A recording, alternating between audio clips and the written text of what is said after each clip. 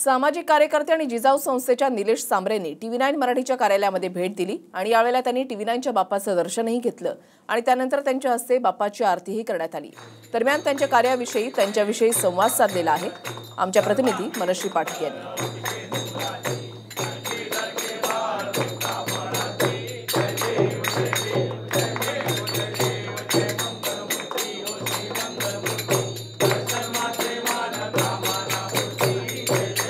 गणपती बाप्पा मोरयाचा गजर सगळ्या आसमंतात दुमदुमतोय आणि TV9 मराठीच्या ऑफिसमध्ये सुद्धा गणपती बाप्पा विराजमान झालेत। याच गणपती बाप्पाच्या दर्शनासाठी आज सामाजिक कार्यकर्ते निलेश सांबरे हे सुद्धा उपस्थित झालेले आहेत।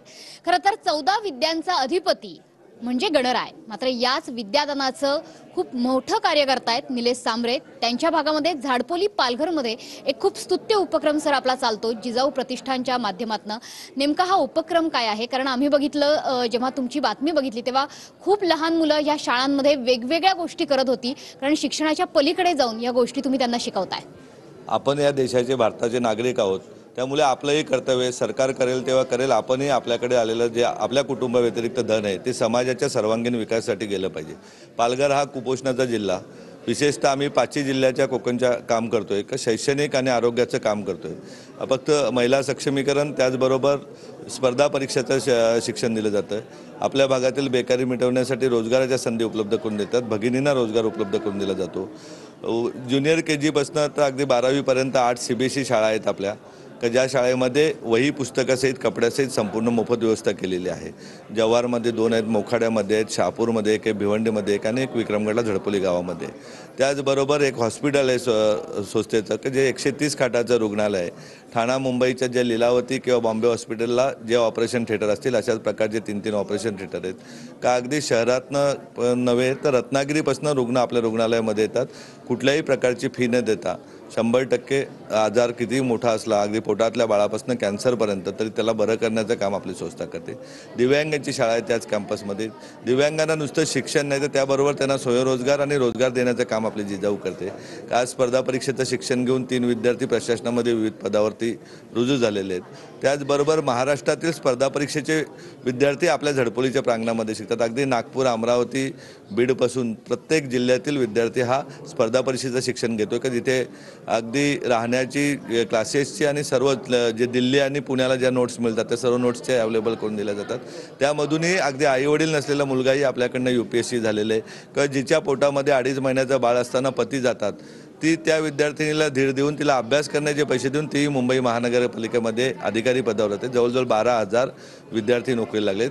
देशामध्ये पहिला प्रयोग आपण झडपोलीच्या CBSE शाळेमध्ये करतो की 9 पासून JEE NEETचं शिक्षण देतोय आणि त्यासाठी IIT टीचर आपण अहमदाबादवरून झडपोली येथे प्रोव्हाइड केले। त्यामध्येही महाराष्ट्रातील सर्व जिल्ह्याचे म्हणजे अगदी बारामतीपासून, सिंधुदुर्गापासून, नागपूरपासून विद्यार्थी शिक्षण घेतात।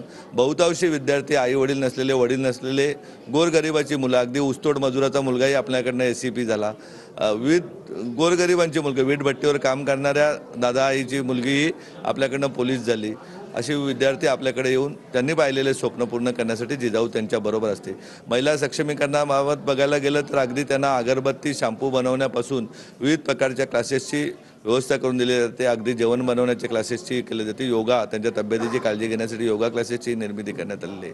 आता काही अनुचित प्रकार वाढत लागल्यानंतर त्यांना स्वतःचे संरक्षण करण्याचे प्रशिक्षण जिजाऊमार्फत दिलं जातं आहे, की जेणेकरून आपल्याला आपली ताई सक्षम झाली पाहिजे, संपूर्ण कुटुंब सक्षम झालं पाहिजे, त्या दृष्टीने जिजाऊ काम करते।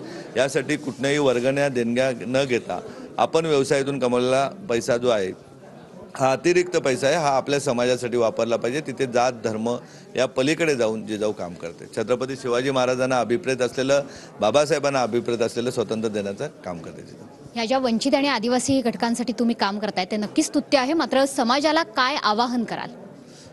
समाजाला इतकंच आवाहन करेन की जगज्जेता जे राजे होऊन गेले त्यांनी जाताना काही घेऊन गेलं नाही, त्यामुळे संपत्तीचं संग्रहित करण्यापेक्षा दुसऱ्या 10 पिढ्या जगण्यासाठी किंवा त्या आळशी बनवण्यापेक्षा जो आलेला पैसा आहे, मेहनतीने आलेला पैसा आहे, तो समाजाच्या आरोग्य, शिक्षणासाठी, महिला सक्षमीकरणासाठी, गोरगरिबांची मुलं शिक्षणासाठी आणि गोरगरिबांच्या आरोग्यासाठी खर्च करावा।